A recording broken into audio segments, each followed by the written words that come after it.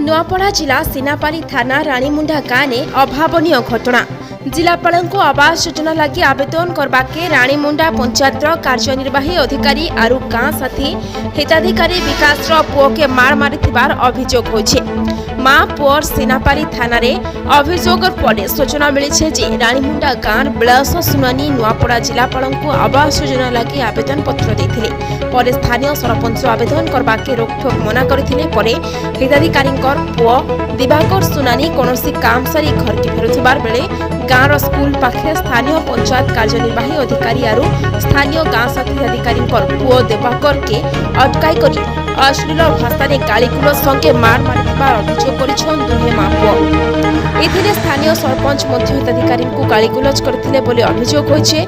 सरकार आवास योजना को नहीं करी बाहा बाहा मारुथिबार बेलके एठाने घर गुटे लगी मार खाइबा को पड़ुछि।